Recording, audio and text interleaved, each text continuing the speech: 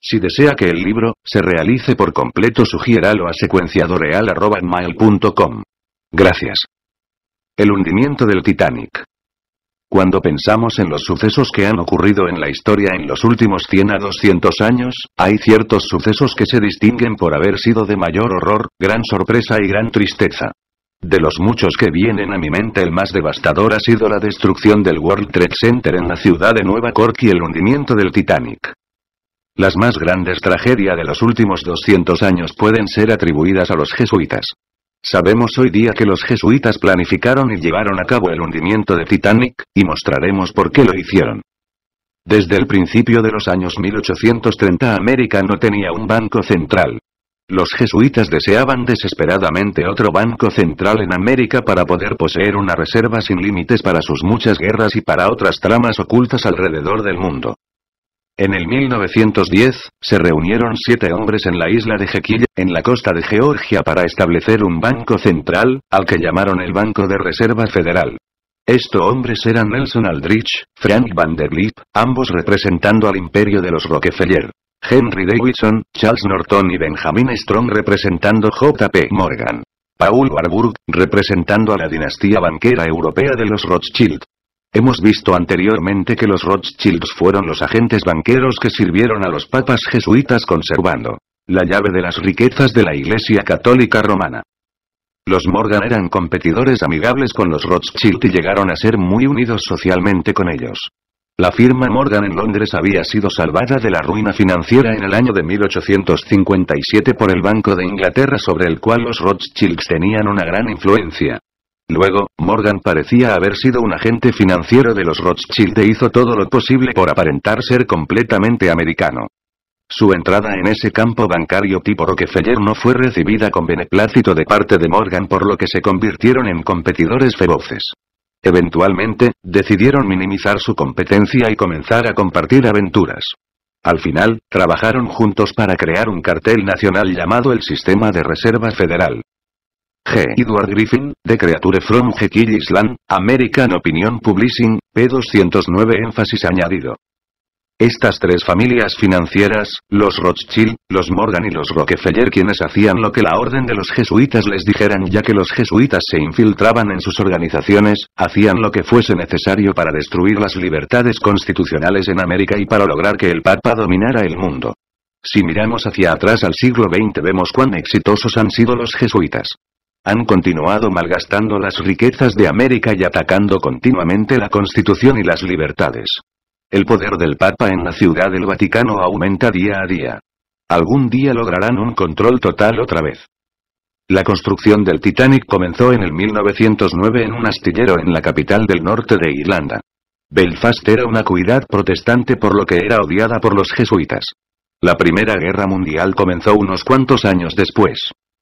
El Titanic era uno de los botes de la flota que poseía la línea White Line, una compañía de transportación marítima internacional.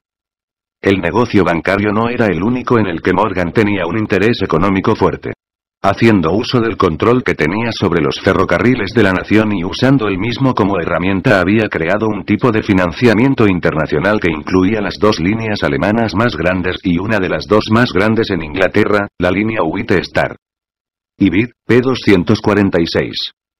Había un número de hombres ricos y poderosos que declararon de forma clara que no favorecían el sistema de reserva federal. Los jesuitas le ordenaron a J.P. Morgan construir el Titanic. Este barco supuestamente indestructible sirvió como el barco en el que encontraron la muerte aquellos que se oponían a los planes de los jesuitas de establecer un sistema de reserva federal. Estos hombres ricos y poderosos pudieron haber bloqueado el establecimiento de la Reserva Federal y sus poderes y fortunas serían arrebatados de sus manos. Tenían que ser destruidos por medios tan absurdos que nadie sospechara que habían sido asesinados y nadie sospecharía que habían sido los jesuitas.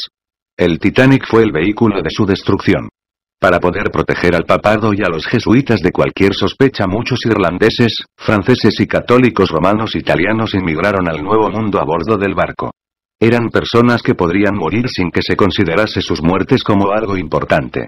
Los protestantes de Belfast que querían inmigrar a los Estados Unidos fueron invitados también a bordo del barco. Todos los hombres ricos y poderosos de los que los jesuitas querían deshacerse fueron invitados a bordo del barco. Tres de los más ricos y poderosos de estos fueron Benjamin Guggenheim, Isadore Strauss, el propietario de las tiendas por departamento Macy's, y John Jacob Astor, posiblemente el hombre más rico del mundo. El total de sus riquezas en aquella época, haciendo uso del valor del dólar en ese momento, era de más de 500.000 dólares. Hoy día esa cantidad de dinero tendría un valor de 11 billones de dólares. Estos tres hombres fueron motivados a abordar el palacio flotante. Tenían que ser destruidos porque los jesuitas sabían que ellos utilizarían sus riquezas y sus influencias para oponerse al Banco de Reserva Federal, y también se opondrían a las varias guerras que se estaban planificando. Edward Smith era el capitán del Titanic. Él había navegado las aguas del Atlántico Norte por 26 años y era considerado el más famoso maestro de las rutas del Atlántico Norte. Él había trabajado con el jesuita J. P. Morgan por muchos años. Edward Smith era un jesuita laico. Esto significa que no era un sacerdote, pero que sí era un jesuita de sotana corta. Los jesuitas no son necesariamente sacerdotes. Aquellos que no son sacerdotes le sirven a la orden a través de su profesión. Cualquiera puede ser un jesuita y su identidad no ser conocida. Edward Smith le sirvió a la orden de los jesuitas en su profesión de capitán de mar. Existen muchos puntos interesantes acerca del Titanic y los mismos se discuten en un vídeo hecho por National Geographic en el 1986. El vídeo se titula The Secrets of the Titanic.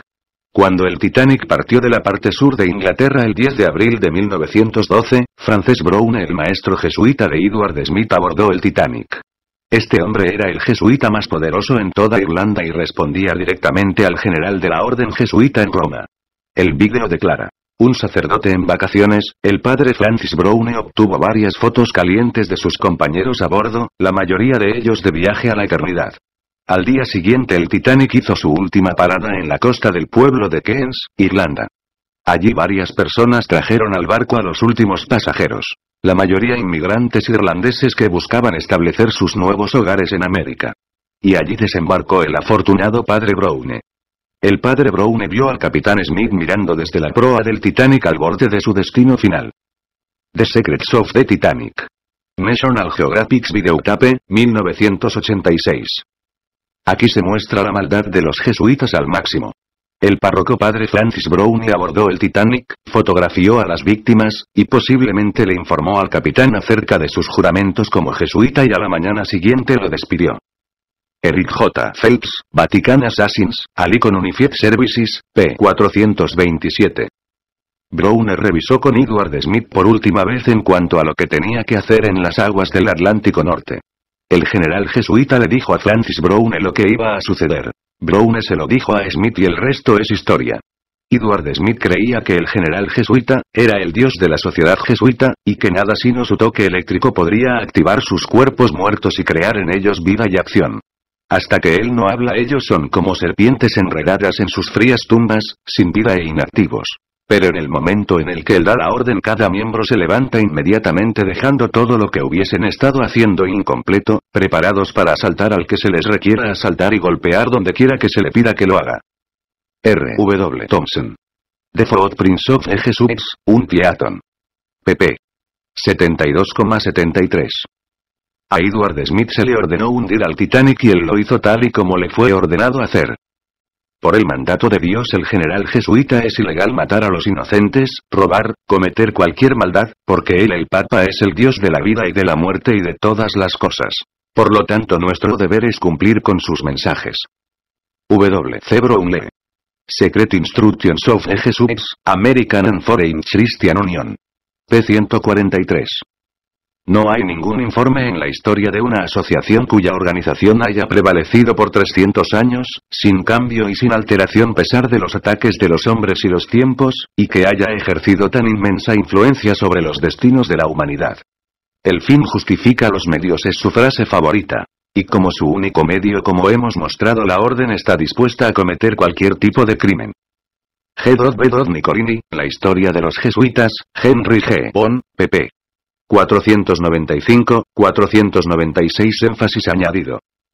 Recordemos el juramento que cada persona tiene que hacer para formar parte de la orden jesuita. Debo considerar mi cuerpo como un cuerpo muerto sin voluntad o inteligencia, como crucificado quien se entrega sin resistencia a la voluntad de aquel que la maneja con un bastón en su mano, quien la usa como se le requiere y,